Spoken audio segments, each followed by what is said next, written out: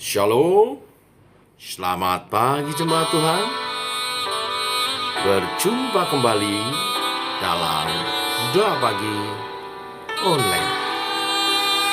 Saat berdoa, Tuhan bekerja, menggerakkan tangannya, menjawab doa-doa kita. Saat berdoa, Tuhan bekerja, Tuhan menggerakkan tangannya. Doa melakukan yang tak mungkin bagiku. Doa membukakan tingkap langit bagiku.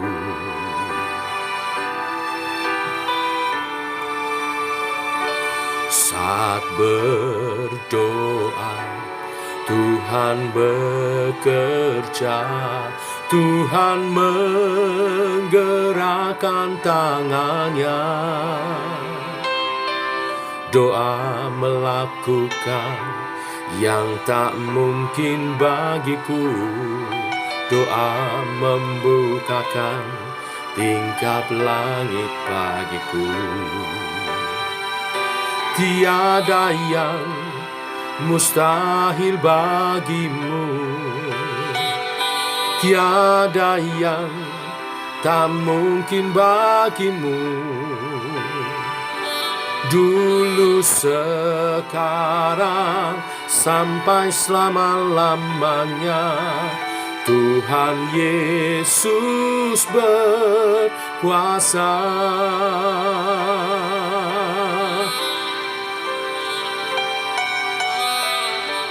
Tiada yang mustahil bagimu. Saat berdoa, Tuhan bekerja, Tuhan menggerakkan tangannya. Doa melakukan yang tak mungkin bagiku. Doa membukakan tingkap langit bagiku. Tiada yang mustahil bagimu, tiada yang tak mungkin bagimu. Dulu, sekarang, sampai selama-lamanya, Tuhan Yesus berkuasa. Tiada yang mustahil bagimu, tiada yang sukar di matamu.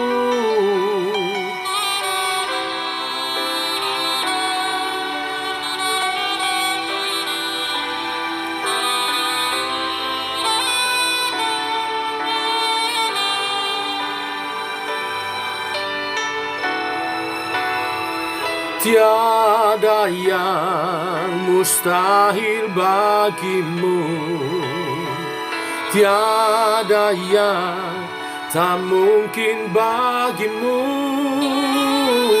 Dulu, sekarang, sampai selama-lamanya, Tuhan Yesus berkuasa.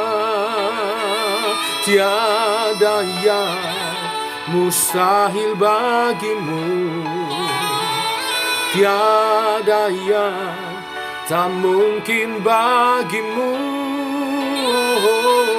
Dulu, sekarang, sampai selama-lamanya, Tuhan Yesus berkuasa.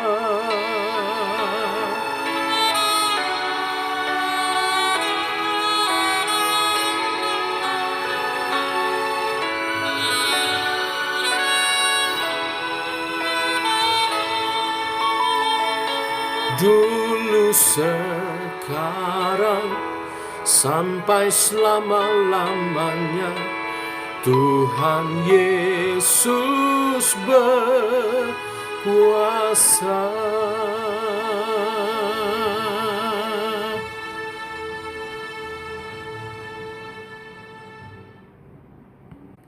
Ya Tuhan, kuasa-Mu tetap sama dulu, sekarang, sampai selama-lamanya. Untuk itulah kami terus berdoa, menyatakan iman kami, kebergantungan kami kepada Tuhan atas segala kehidupan yang kami jalani. Teguhkan oleh kebenaran firman yang sebentar kami renungkan dalam nama Tuhan Yesus Kristus. Amin. Bapak Ibu, kita lanjutkan renungan firman Tuhan pada pagi hari ini. 1 Samuel pasal 7, perikopnya dimulai ayat 2 sampai dengan yang ke-17. Demikian firman Tuhan. Sejak saat tabut itu tinggal di Kiryat Yearim, berlalulah waktu yang cukup lama, yakni 20 tahun, dan seluruh kaum Israel mengeluh kepada Tuhan. Lalu berkatalah Samuel kepada seluruh kaum Israel demikian, jika kamu berbalik kepada Tuhan dengan segenap hati, maka jauhkanlah para allah asing dan para Asytoret dari tengah-tengahmu, dan tunjukkan hatimu kepada Tuhan, dan beribadahlah hanya kepadanya. Maka ia akan melepaskan kamu dari tangan orang Filistin.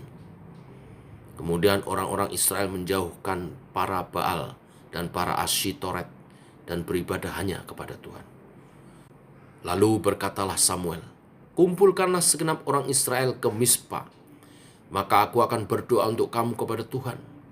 Setelah berkumpul di Mizpa, mereka menimba air dan mencurahkannya di hadapan Tuhan. Mereka juga berpuasa pada hari itu dan berkata di sana, kami telah berdosa kepada Tuhan. Dan Samuel menghakimi orang Israel di Mizpa. Ketika didengar orang Filistin bahwa orang Israel telah berkumpul di Mizpa, majulah raja-raja kota orang Filistin mendatangi orang Israel. Serta didengar orang Israel demikian, maka ketakutanlah mereka terhadap orang Filistin. Lalu kata orang Israel kepada Samuel, janganlah berhenti berseru bagi kami kepada Tuhan Allah kita, supaya ia menyelamatkan kami dari tangan orang Filistin itu. Sesudah itu Samuel mengambil seekor anak domba yang menyusu, lalu mempersembahkannya seluruhnya kepada Tuhan sebagai korban bakaran. Dan ketika Samuel berseru kepada Tuhan bagi orang Israel, maka Tuhan menjawab dia. Sedang Samuel mempersembahkan korban bakaran itu, majulah orang Filistin berperang melawan orang Israel.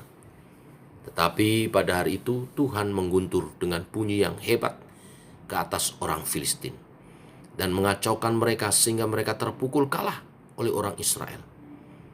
Keluarlah orang-orang Israel dari Mizpa mengejar orang Filistin itu dan memukul mereka kalah sampai hilir Betkar. Kemudian Samuel mengambil sebuah batu dan mendirikannya antara Mizpa dan Yesana. Ia menamanya Eben Hazer. Katanya, sampai di sini Tuhan menolong kita. Demikianlah orang Filistin itu ditundukkan dan tidak lagi memasuki daerah Israel. Tangan Tuhan melawan orang Filistin seumur hidup Samuel. Dan kota-kota yang diambil orang Filistin daripada Israel kembali pula kepada Israel, mulai dari Ekron sampai Gad. Dan orang Israel merebut daerah sekitarnya dari tangan orang Filistin. Antara orang Israel dan orang Amori ada damai. Samuel memerintah sebagai hakim atas orang Israel seumur hidupnya. Dari tahun ke tahun ia berkeliling ke Betel, Gilgal, dan Mizpa, dan memerintah atas orang Israel di segala tempat itu. Lalu ia kembali ke Rama, sebab di sanalah rumahnya, dan di sanalah ia memerintah atas orang Israel, dan di sana ia mendirikan mezbah bagi Tuhan. Bapak Ibu, perikop ini dibuka dengan keterangan bahwa tabut Allah sudah ada di Kiryat Yearim di daerah orang Israel selama 20 tahun. Tetapi yang terjadi, orang Israel masih dijajah oleh orang Filistin. Mengapa hidup orang Israel tetap menderita, dijajah, ditekan oleh orang Filistin? Bukankah tabut Allah sudah kembali? tabut Allah sebagai lambang kehadiran Allah di tengah umatnya. Dan sebenarnya pasal-pasal sebelumnya menjelaskan orang Filistin pun takut terhadap Tuhan Allah, karena Dewa Dagon tidak sanggup menghadapi kemahakuasaan kebesaran Tuhan Allah. Penindasan selama 20 tahun ini terjadi karena Israel tidak pernah sungguh-sungguh beribadah kepada Tuhan. Walaupun tabut Allah telah kembali ke Israel, tetapi mereka tidak sungguh-sungguh beribadah kepada Tuhan. Saat mereka berseru karena beratnya tekanan, maka Samuel sebagai nabi Tuhan, sekaligus juga hakim atas Israel, menyampaikan arahan. Jika kamu, bangsa Israel, berbalik kepada Tuhan dengan segenap hati, menjauhkan Allah asing dan para Asytoret di tengah-tengahmu, dan menunjukkan hati kepada Tuhan dengan beribadah hanya kepadanya, maka Tuhan Allah akan melepaskan kamu dari tangan orang Filistin. Dan benar saja, apa yang disampaikan oleh Samuel diikuti oleh bangsa Israel, dan kemudian Tuhan memberi kemenangan atas orang-orang Filistin. Bapak Ibu, dari perikop ini kita belajar. Yang pertama, Tuhan menghendaki pertobatan umatnya. Dan pertobatan itu harus ditunjukkan dengan hati yang tulus, dengan meninggalkan segala berhala asing, dan hidup menyembah hanya kepada Tuhan, beribadah hanya kepada Tuhan. Pada waktu itu orang Israel membiarkan orang Filistin tidak langsung ditumpas ketika mereka mengalahkan daerahnya, membiarkan hidup bersama dengan berhala-berhalanya, sehingga kehidupan orang Filistin itu menular dalam kehidupan orang-orang Israel. Mereka menyembah Tuhan, tetapi juga menyembah Allah asing dan para Asytoret. Ini membuat Tuhan cemburu, ini membuat Tuhan memalingkan muka, walaupun lambang kehadirannya, tabut Allah, ada di tengah-tengah mereka. Tuhan ingin umatnya hanya menyembah kepada Tuhan. Dia tidak mau diduakan. Bapak Ibu, apa yang menduakan Tuhan dalam kehidupan kita? Tanpa kita sadari, seringkali kita tidak mengutamakan Tuhan, tidak menjadikan Tuhan sebagai yang nomor satu. Mungkin kita beribadah sama seperti orang Israel, tapi ada yang lebih dipentingkan yang lain. Pekerjaan kita mungkin, olahraga kita mungkin, hobi kita mungkin, bahkan juga bisa keluarga kita. Semuanya itu memerlukan perhatian, tetapi tidak boleh lebih besar dari perhatian kita kepada Tuhan. Tuhan adalah Allah yang cemburu. Tuhan mau hanya Dia yang kita puja, yang utama. Ini yang pertama, Tuhan menghendaki pertobatan dari umatnya, yang dinyatakan dengan hati yang tulus, menyembah hanya kepada Tuhan Allah. Yang kedua, Bapak Ibu, perikop ini ingin berbicara bahwa Tuhan ingin kita beribadah dengan sungguh-sungguh. Ibadah tidak boleh hanya menjadi suatu rutinitas tanpa mengakui kekuatannya, kehadiran Tuhan dalam wujud tabut perjanjian. Memang telah ada di Kiryat Yearim, di daerah umat Tuhan, tapi tidak seluruh umat Tuhan berfokus pada tabut itu, mengadakan ibadah di sana. Hanya keluarga Abinadab dan juga anak-anak Eliasar yang memang ditunjuk, dikuduskan untuk menjaga tabut itu, yang beribadah, menaikkan pujian penyembahan di sekitar tabut itu. Tapi umat Israel secara keseluruhan mengabaikan itu. Ini satu peringatan. Tuhan tidak ingin kita ibadah hanya sebagai kebiasaan saja, sebagai kewajiban karena kita orang Kristen. Kita mesti menghargai hadirat Tuhan dengan mempersembahkan hati kita sebagai pusat kehidupan kepadanya. Setiap kali kita datang beribadah, kita bawa hati kita seutuhnya, sepenuh hati, jiwa, kekuatan dan akal budi untuk menyatakan kasih kepada Tuhan. Kita mesti datang beribadah dengan mengasihi Tuhan. Tentu berbeda ya Bapak Ibu, kita datang kepada seseorang yang kita kasihi dengan kita datang kepada seseorang yang ya mungkin hanya kenal saja. Kalau kita datang kepada pribadi yang kita kasihi, kita persiapkan sebaik-baiknya.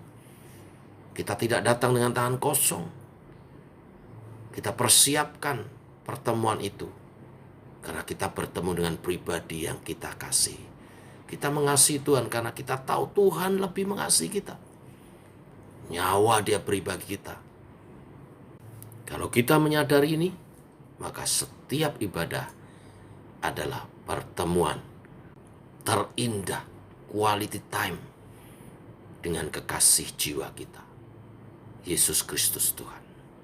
Biarlah kebenaran firman Tuhan pagi hari ini mendekatkan kita kepada Tuhan lebih sungguh lagi dalam pertobatan, dalam ibadah yang penuh cinta kepada Tuhan. Tuhan memberkati kita. Amin. Mari kita berdoa. Tuhan, kami mengucap syukur oleh kasih dan anugerah-Mu. Pagi hari ini kami kembali bangun dalam keadaan sehat. Ini anugerah-Mu. Dan Engkau memberkati kami dengan kebenaran firman-Mu hari ini. Walaupun bangsa Israel begitu degil, umat Tuhan begitu degil, tapi Engkau panjang sabar dan penuh kasih. Sebagai pribadi yang mengasihi kami sedemikian rupa, Engkau juga Allah yang cemburu. Tak ada pribadi yang mengasihi tanpa cemburu. Engkau cemburu bila kami tidak fokus kepadamu. Karena sesungguhnya fokus kepadamu adalah yang terbaik bagi setiap kami.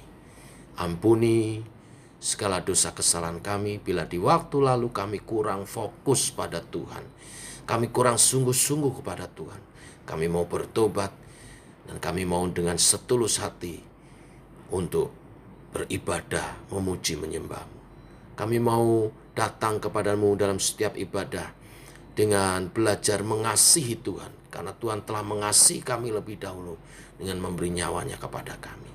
Bimbing kami hidup dalam kasih-Mu dan menyatakan pengabdian kami melalui pelayanan dan juga ibadah-ibadah kami.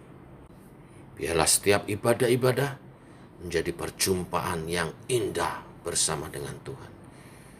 Kami menerima kasih-Mu dan kami menyatakan kasih kami kepadamu Tuhan dalam pengabdian seumur hidup. Teguhkan oleh Roh-Mu kami hidup seturut kebenaran-kebenaran firman-Mu. Sepanjang hari ini biarlah kami melangkah bersama dengan Tuhan dalam kasih daripada-Mu Tuhan. Dalam nama Yesus kami berdoa, kami bersyukur. Amin. Demikian saudara doa pagi kita. Selamat pagi, selamat menyatakan kasih saudara kepada Tuhan. Tuhan memberkati. Shalom.